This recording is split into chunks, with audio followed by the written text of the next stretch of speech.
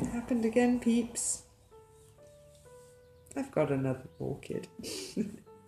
So, yeah, I know I have already, what's it? I think I have 9 orchids at the moment, and I know I don't have a lot of space, and I know I kind of promised my husband that I would stop going so crazy with houseplants, but this guy I kind of said yes to for 3 reasons. So the first reason, it's from my boss, and my boss is awesome, and I've never received an orchid from my boss before. Plenty from my clients, but never from my boss herself. Number 2, she was going to put it in the bin, so that's also a no-go for me. And number 3, it's a dark purple one, and I don't actually have a dark purple one, so I decided to jump on the chance when she offered it to me instead of putting it in the bin.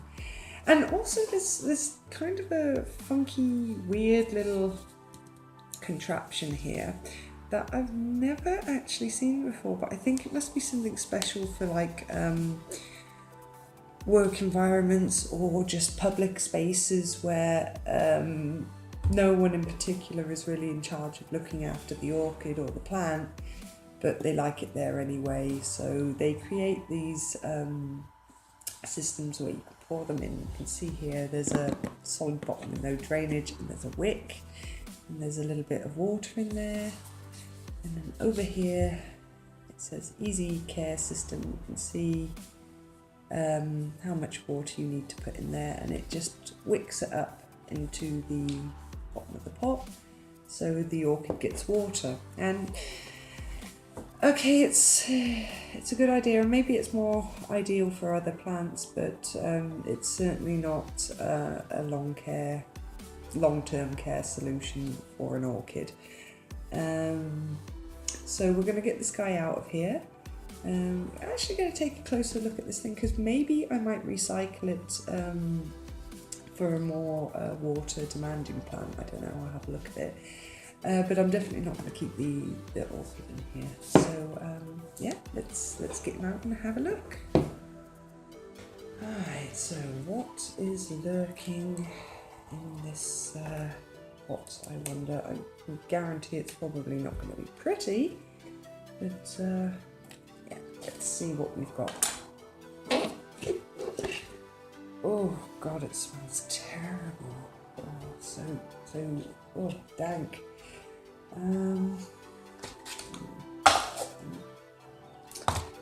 Just get my little tray here. So, yeah, you know what? I'm not actually going to keep that. That's actually pretty nasty. So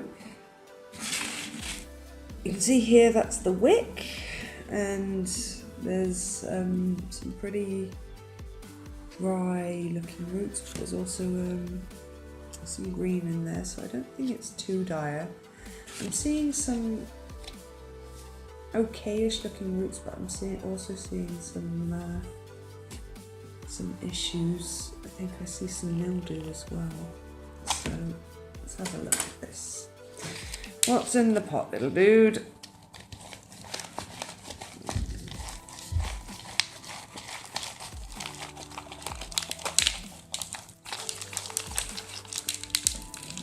Come out?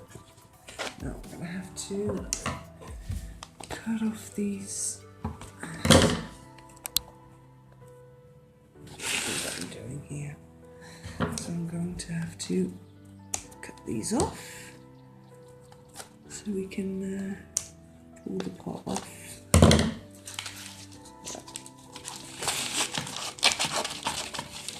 Still stuck. Yeah, I can't really. That's so sad. All right.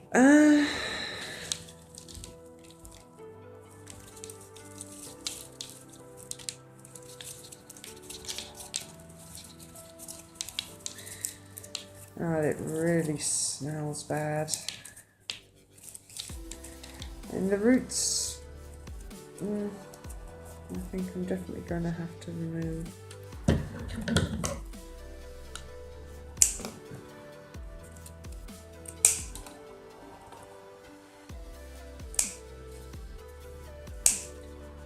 Same with the mildew one.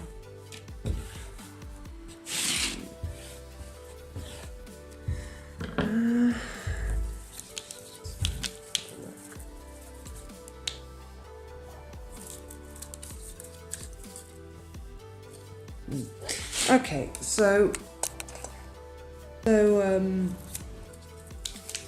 you can see straight away there's a lot of flat, there's a lot of brown, but there's also some signs of green as well, but I think it's going to be hard to tell at a glance what is good and what needs to come off. So what I'm going to do is I'm just going to have a proper look over this. You don't need to see me do it, and I'm going to tidy it up, and then I'm going to show you how this guy looks once it's all tidied up. So just another last look at it so you guys can see the state it's in. So there's the leaves there with the heavy wrinkles, and as you can see, you can really fold it over. This is not normal. And the same with this guy. It's got a new leaf coming through here. It feels a little bit firmer, but yeah, I don't think that would have lasted for long. And it's got like this leaf here that I think I'm going to just remove when I take off some of the dead bits. As for the spikes, because there's two of them, now as tempting as it is to keep them both, I think I'm just going to cut them all the way back and let this orchid recover fully. Because, yeah, although these are a part of the orchid, they are not a vital part. I mean, they're vital for pollination and reproduction and whatnot, but it's for the health of the orchid, no, it's not essential. So I'm going to just cut them back, and the orchid can just focus on its leaves and roots for a little while, and hopefully once it's recovered I get to see these beautiful dark purple blossoms that it's supposed to have. So I'm going to get to work, guys, and we'll be back in a bit. And here it is. So there's not a lot of roots left, but it's not rootless, so that's something. I went through it and I was finding a lot of mushy or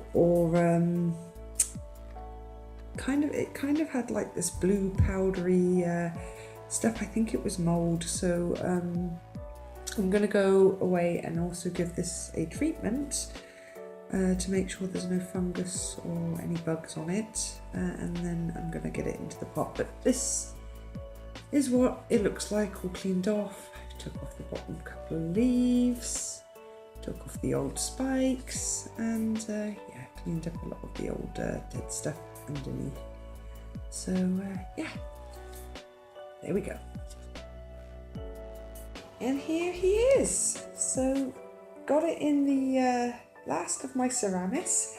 So I've actually gotten through 7 litres, and 7 litres has potted, let's see, 9, 10, 13, 14, 15, yeah, 7 litres has managed. Now I'm actually quite satisfied with it so far, I must say.